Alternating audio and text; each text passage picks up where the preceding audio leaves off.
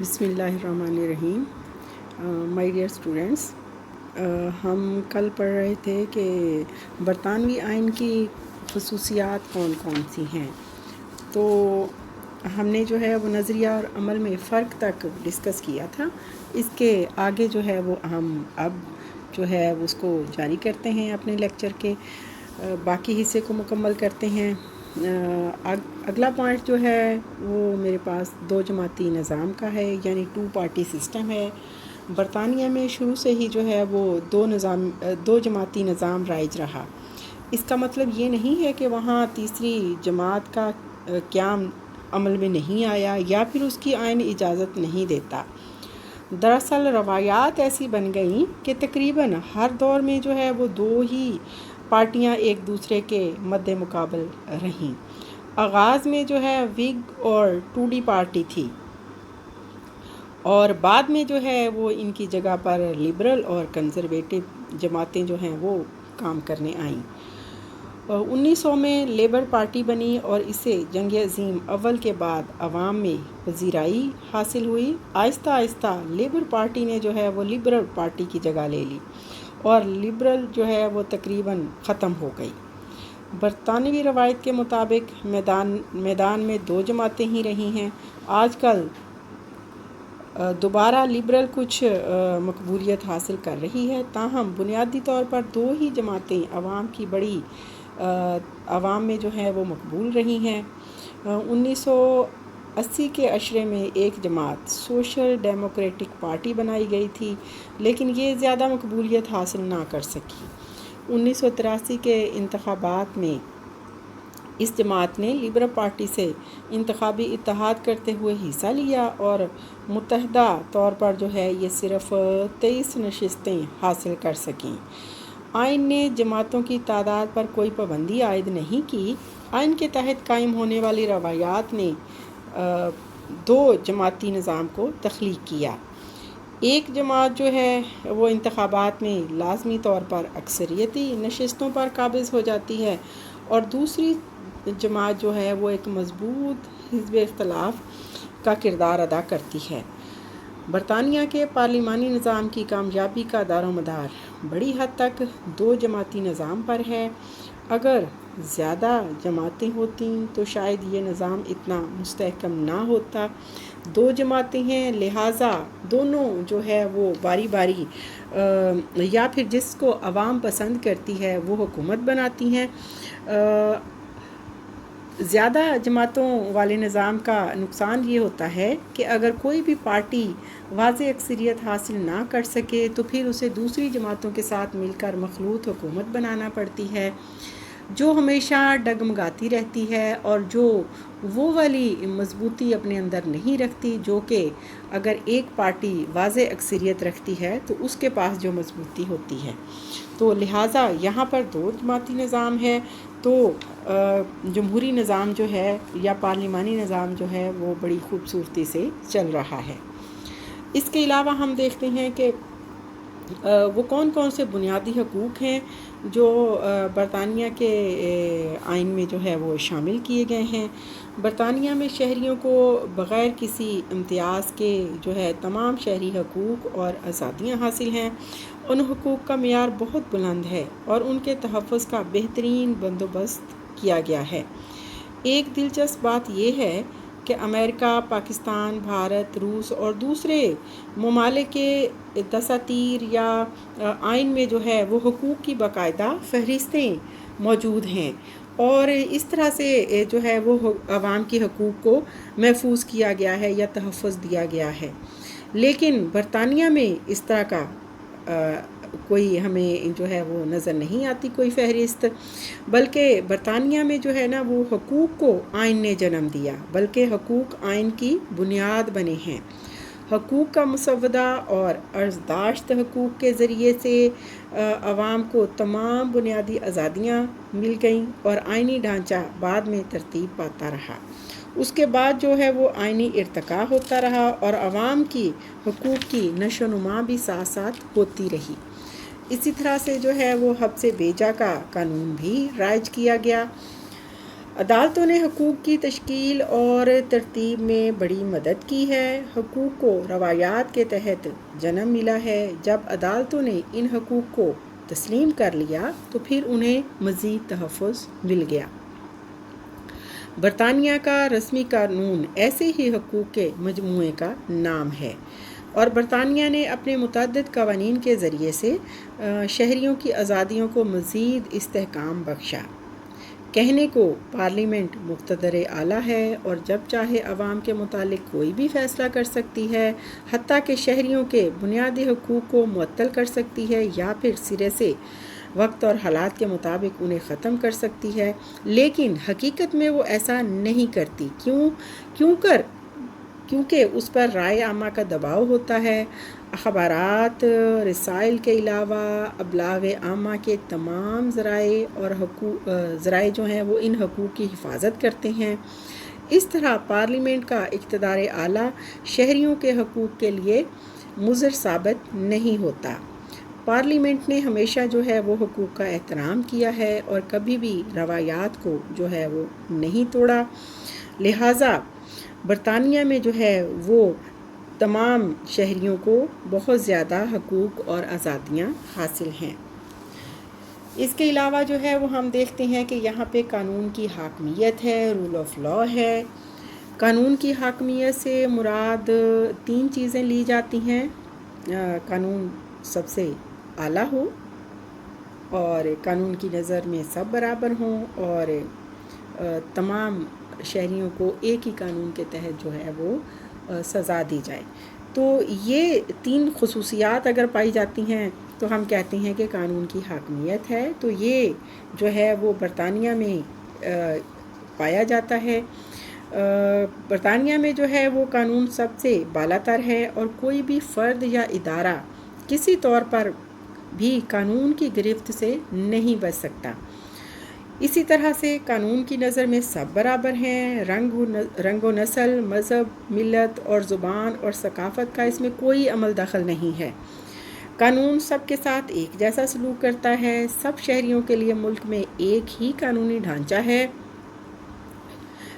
یاد رہے کہ فرانس میں جو ہے وہ سرکاری ملازمین کے لیے قانون کا علیحدہ ڈھانچہ ہے، تو اس کے لیے جو ہے وہ عدالتیں بھی علیحدہ بنائی گئی ہیں۔ تو لیکن برطانیہ میں ایسا نہیں ہے۔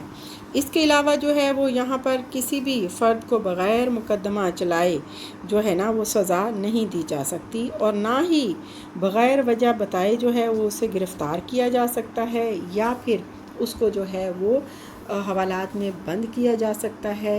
ایسا کرنا ہو تو پہلے وجہ بتانا پڑتی ہے۔ اس کے علاوہ جو ہے وہ برطانوی آئین کی خصوصیات میں اہم خصوصیت جو ہے وہ ان کی قدامت پرستی ہے۔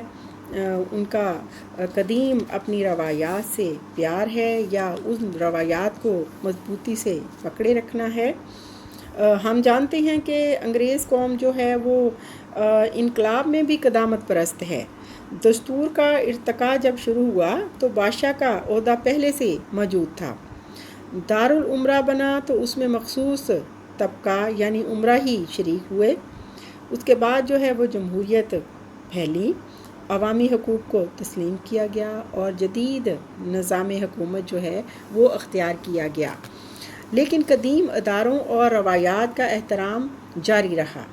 آج بھی قوم قدیم روایات سے اپنے آپ کو وابستہ کیے ہوئے ہے اور جمہوری فضا میں بھی غیر جمہوری عہدے اور ادارے موجود ہیں جو برطانوی قوم کی اپنی روایات سے محبت اور قدامت پرستی کی دلیل ہیں۔ اس کے علاوہ جو ہے وہ برطانوی آئین میں جو ہے وہ محدود علیحدگی اختیارات کا طریقہ کار پایا جاتا ہے۔ سپریشن آف پاور یا علیحدگی اختیارات کا ایک نظریہ جو ہے وہ مانٹیسکو نے جو ہے وہ دیا تھا۔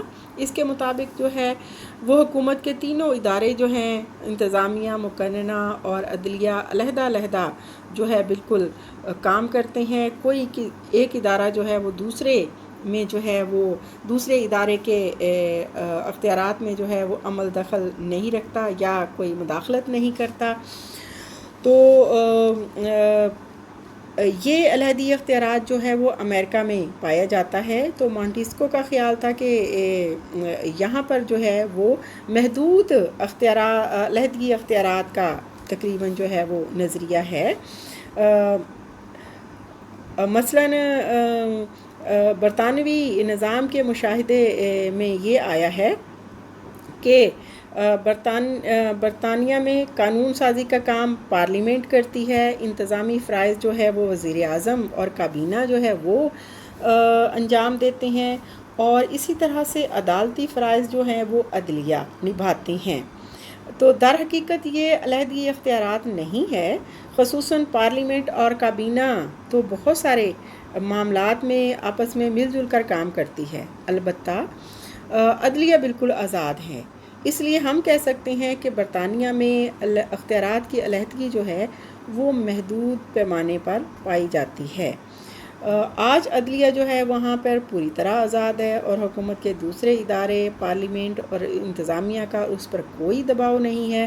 عدلیہ کے معاملات میں کوئی ادارہ مداخلت نہیں کرتا، اور برطانیہ کے تمام فیصلے جو ہیں وہ تاجدار کے حکم کے ساتھ صادر ہوتے ہیں، لیکن تاجدار کی طرف سے یہ اختیار محض رسمی حیثیت رکھتا ہے۔ عدلیہ کے فیصلے کو تاجدار نہ تو رد کرتا ہے اور نہ ہی بدل سکتا ہے۔ اس لیے ہم کہہ سکتے ہیں کہ برطانیہ میں جو ہے وہ محدود علیحدگی اختیارات جو ہے وہ پایا جاتا ہے۔ اس کے علاوہ جو ہے وہ یہاں کی ڈیموکریٹک ویلیوز ہیں، جمہوری قدریں ہیں۔ برطانیہ میں بظاہر بادشاہت بھی ہے اور اشرافیت بھی۔ بادشاہ دارالامرا کی موجودگی بادشاہ اور دارالامرا کی موجودگی اس بات کی شاہد ہے، لیکن حقیقتاً وہاں بہترین قدروں پر مشتمل جمہوریت کا وجود ہمیں نظر آتا ہے۔ عوام کا طاقت کا سرچشمہ جو ہے وہ عوام ہے، عوام کے پاس ساری طاقت ہے، حقیقی اختیارات جو ہے وہ عوامی نمائندوں کے پاس ہیں۔ بادشاہت جو ہے وہ برائے نام ہمیں نظر آتی ہے، اور دارالامرا جو ہے وہ اپنی حقیقی آب و تاب جو ہے وہ کھو چکا ہے۔ انتخابات مناسب وقفے کے ساتھ ہوتے رہتے ہیں۔ ملک میں قانون کی حاکمیت ہے، تمام انسانوں کو جو ہے وہ مساوی درجہ دیا جاتا ہے، مساوی حقوق دیے جاتے ہیں۔ یہی تمام خوبیاں جو ہیں وہ جمہوریت کی پہچان ہوتی ہیں۔ یہ قدریں مسلسل فروغ پاتی رہتی ہیں، کیونکہ برطانیہ میں رواداری اور آزادی رائے کا خاص طور پر خیال رکھا جاتا ہے، اور جو بھی ان کے متنازع امور ہوتے ہیں ان کو وہ بڑی خوش اسلوبی سے اور بڑی سمجھداری سے جو ہے وہ سلجھا لیتے ہیں۔ تو لہٰذا یہاں پر جو ہے وہ ہمیں بہترین جمہوری قدریں ملتی ہیں، اور انہی جمہوری قدروں کو لے کر جو ہے وہ ہم بھی ان کی اگلا پوائنٹ ہمارا احتساب اور توازن ہے، یعنی چیک اینڈ بیلنس ہے۔ برطانیہ میں حکومت کے تینوں شعبے جو ہے وہ باہمی تعلقات کو اس طرح سے استوار کرتے ہیں کہ ہمیں نظام حکومت میں توازن نظر آتا ہے۔ احتساب کا ایک مسلسل عمل بھی جاری ہے۔ بادشاہ، وزیر اعظم، کابینہ، پارلیمنٹ اور عدلیہ، یہ سارے ادارے جو ہیں یا لوگ اپنے اپنے دائرے کار میں کام کرتے ہیں، اور باہمی ایک دوسرے کا احتساب بھی کیا جاتا ہے۔ مثلاً بادشاہ کے دستخط کے بغیر جو ہے وہ کوئی قانون یا فیصلہ نافذ نہیں ہوتا۔ پارلیمنٹ کو وزیر اعظم اور وزراء کے تمام فیصلوں کی توثیق کرنی پڑتی ہے۔ اسی طرح سے دارالامرا اور دارالعوام ایک دوسرے کی کارکردگی کا جائزہ لیتے ہیں اور نظر ثانی کرتے ہیں۔ عدلیہ سے متعلق ہم دیکھتے ہیں کہ عدلیہ کے ججوں کو انتظامیہ مقرر کرتی ہے، لیکن انہیں ہٹانے کا اختیار انتظامیہ کے پاس نہیں ہے۔ کسی جج کو ہٹانا ہو تو پارلیمنٹ سے قرارداد منظور کروانی پڑتی ہے۔ عدلیہ کو اختیار ہے کہ وہ انتظامی خرابیوں کی نشاندہی کرے۔ یوں حکومت کے تینوں شعبے اپنے سربراہ مملکت سمیت ایک دوسرے کا احتساب کرتے ہیں، اور ملک میں جو ہے وہ توازن برقرار رہتا ہے۔ احتساب کا سب سے بڑا اختیار خود عوام کو حاصل ہے، جو حکومتی شعبوں کی کارکردگی پر کڑی نظر رکھتے ہیں۔ حکومت کے تمام کام پر مسلسل اپنی آرا دیتے ہیں، اور اگر ان کی پسند کے مطابق یا ان کی خواہشات کے مطابق حکومت کام نہیں کر رہی، یا وہ حکومت کی کارکردگی سے جو ہے وہ کیا کہنا چاہیے کہ حکومت کی کارکردگی سے ان کو تسلی نہیں ہو رہی، تو وہ اس پر تنقید کرتے ہیں مختلف فارم پہ جا کے.